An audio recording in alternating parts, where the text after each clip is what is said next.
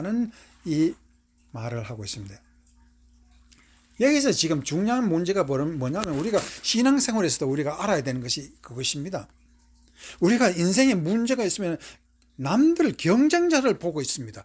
우리가 정녕 봐야 할 것은 예수 그리스도 우리의 답을 봐야 하는데 경쟁자 남달되는 거 그거 배가 아파하고 있습니다. 이것은 신앙도 아니고 답도 아닙니다. 그래서 예수님이 그에 대해서 아무것도 하지 아니하고 일어나 걸어라 했습니다. 우리에게 진정한 인생의 답이 뭡니까? 우리가 그 답을 알아야 인생에서 흥하고 쇠하는 것이 결정되는데 그 답을 모르고 살기 때문에 38년간 2등만 하고 산 사람입니다. 이제 예수님은 우리에게 한 가지 말을 믿음으로 말하고 있는 것입니다. 인생의 답은 믿음 하나뿐이고 그 답을 가졌을 때 그 사람은 흥할 수 있는 사람이 되고 하나님의 복이 그에게 임한다는 것을 말하고 있습니다. 그와 같이 오늘 여러분도 인생은 흥하여야 되는데 그 흥하여야 되는 한 가지 길은 믿음뿐이라는 것을 가지고 여러분도 믿음으로 복을 받는 귀한 성도가 되기를 축원합니다. 두 번째, 그는 흥하여야 되겠고 라는 말은 인생은 성장해야 된다는 것을 말하고 있습니다. 성장이라는 말이 거기 없는데 어디서 나온 말입니까? 라고 물은다면 그리스 말로 흥하여야겠고라는 말은 옥사노라는 말입니다. 이 옥사노라는 말은 자라난다, 성장한다는 뜻입니다. 즉 예수님을 믿고 예수님은 그 자신은 성장하시는 분입니다. 이게 무슨 말입니까? 오늘 본문 말씀에 흥하여야겠고라는 말은 현재 능동형으로 쓰는 단어입니다. 지금 현재 능동적으로 지금 자라나라. 지금 자라나는 것이 없으면 그 사람은 죽었다는 것입니다. 성장 동기가 있어야 되고 성장의 힘을 가지고 우리가 살라는 것이 흥하여야겠고라는 뜻입니다. 그 말은 바로 인생에서 내가 성장할 수 있는 것은 바로 하나님의 말씀 믿는 것, 말씀이 나를 성장시킨다라는 것을 성경은 분명히 말을 하고 있습니다. 그래서 동적 성장력이 낡고 늙어지면 쓸모없는 존재가 되고 만다는 것을 성경은 아주 강하게 말하고 있습니다. 그래서 사람은 어떻게 삽니까? 사람이 사는 것은 바로 사는 것은 성장하고 살아야 하는 것이 인생이라는 것을 말하고 있습니다. 그래서 바울사도는 고린도후서 4장 16절에 우리에게 말하고 있습니다. 그러므로 우리가 낙심하지 않으니 우리의 겉사람은 낡아지나 우리의 속사람은 날로 새로워지도다 라고 말을 하고 있습니다. 이 새로워진다는 말은 바로 무슨 뜻이냐 하면은 이 그리스말에서 카이노스에서 나오는 말입니다. 이 카이노스는 말은 히라보에는 두 가지 종류의 새롭다는 말이 있습니다. 하나는 네오스라는 말이 있고 이 네오스라는 말에서 뉴라는 영어의 단어가 나왔습니다. 뉴라는 말은 네오스라는 뜻은 없던 것이 새로 만들어져서 새롭게 나타나는 것을 네오스라 하고 카이노스라는 말은 지금까지 있는데 그것을 새롭게 단장했었고 새로 만들었을 때 그것을 카이노스라고 말하고 있는데 이 나날이 새로워진다라는 말은 아나카인누타일에서 이 카이노스라는 말을 쓰고 있다라는 것입니다. 여기서 우리가 알아야 되는 것은 우리가 성장하고 자라나는 것은 하나님의 말씀으로 밖에는 성장할 수 있는 길이 없다는 것을 잘 말하고 있는 것이 시편 119편 전체가 이 하나님의 말씀이 성도를 어떻게 자라나고 그 말씀이 무엇이라는 것을 주제로 해서 긴 장편의 시를 쓴 것이 시편 119편입니다. 그런데 그 119편에서 중요한 것은 히브리 알파벳 22자입니다. 그 22자가 한 년이 되어서 1년, 2년 이렇게 해서 22년이 되고 그 속에 8절씩 이렇게 되어 있습니다. 기억이라면 기억 8절이 있습니다. 그래서 한 년에는 8절로 되어 있는 연입니다. 그래서 22 곱하기 8절 하면은 시편 119편은 176절이 나옵니다. 그런데 그 성경의 긴 시편 중에서 시편 119편 169절에서 170절 말씀에 보면은 참 좋은 기막힌 말씀이 거기에 있습니다.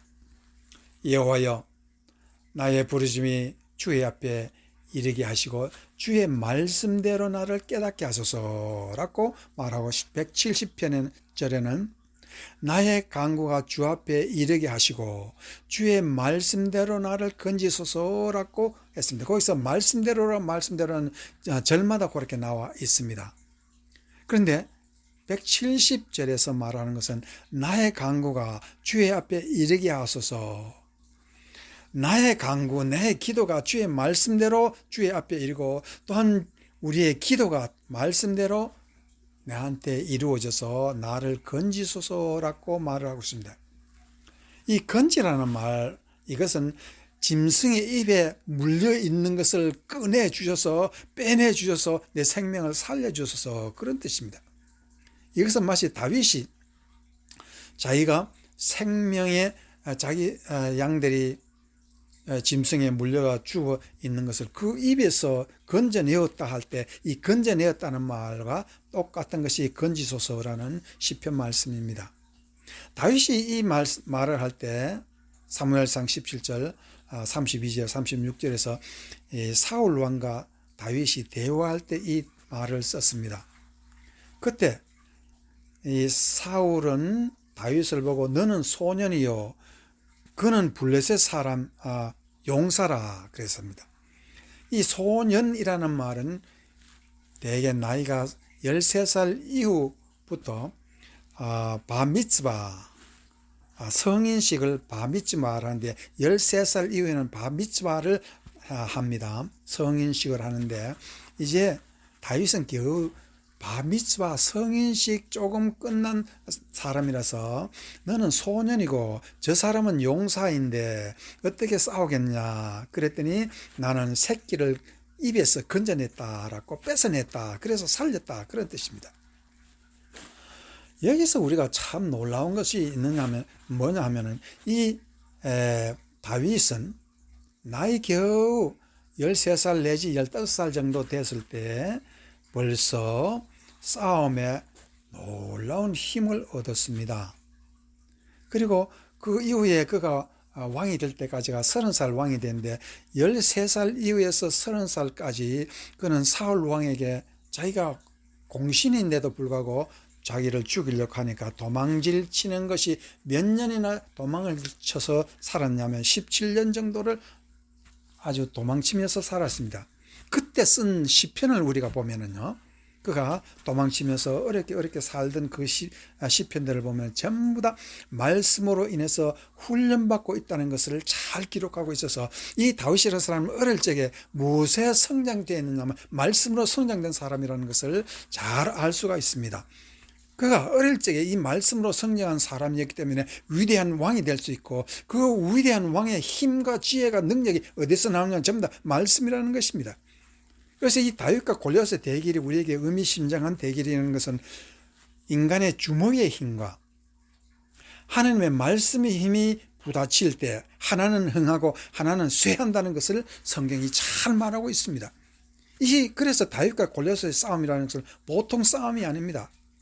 말씀과 하나님의 이 세상의 힘과의 싸움이 바로 흥하고 쇠하는 것을 잘 말해주고 있습니다. 그래서 우리가 인생에 살면서 나이가 많으면서 모든 것이 이렇게 속 사람은 강하고 흥하고 그 사람은 쇠한다고 바울이 말하는 것처럼, 나이가 많다고 우리가 중요한 것은 그것이 아니라 내 몸이 쇠하는 것이 문제가 아니라 내 영혼이 날로 승하고 새롭게 되느냐 아니냐, 말씀으로 내가 새로운 사람이 되느냐 아니냐, 그것이 중요한 것입니다. 그래서 시편에 이사야서 10장 4절에서 5절 말씀 보면 이사야는 다음과 같이 말하겠습니다. 죄송합니다. 시편이군요. 시편 4, 5절 네 생명을 파멸해서 속량하시고 인자와 긍휼로 관을 씌우시며 좋은 것으로 내 소원을 만족케 하사 내 청춘을 독수리같이 새롭게 하시는도다. 이 시편에서 말씀도 인간이 하나님 앞에서 긍휼과 인자의 관을 쓰는 것은 하나님의 말씀을 깨달으면은 바로 그것이 우리에게 인자의 관을 쓰고 긍휼의 관을 쓴다는 것을 말하고 있습니다. 그만큼 시편에 이 다윗은 말씀을 깨달을 때 오는 그 영광을 우리에게 말하고, 또한 좋은 것으로 네 소원을 만족케 하는 것도 하나님의 말씀을 깨달았을 때 우리에게 오는데, 마지막으로 네 청춘을 독수리같이 새롭게 하신다고 했습니다. 이와 같은 거룩하신 하나님의 말씀을 따라서 우리 인생은 어떻게 사느냐, 우리가 하나님 앞에서 독수리같이 새롭게 성장하는 믿음은 바로 어디에 있느냐, 매일매일 말씀 깨닫고 성장하는 것입니다. 그 사람이야말로 흥하는 사람이고, 말씀으로 흥하지 못하고 말씀으로 새롭게 되지 못하는 영혼은 쇠한다는 것을 말하고 있습니다. 오늘 이 말씀을 듣는 모든 성도님들은 이제 인생에 흥하고 인생에 쇠하는 그 비결은 바로 말씀에 있다는 것, 말씀으로 관을 씌우는 하나님의 은혜에 있다는 것을 믿고 말씀으로 복을 받는 여러분이 되시기를 주의 이름으로 축원합니다. 아멘.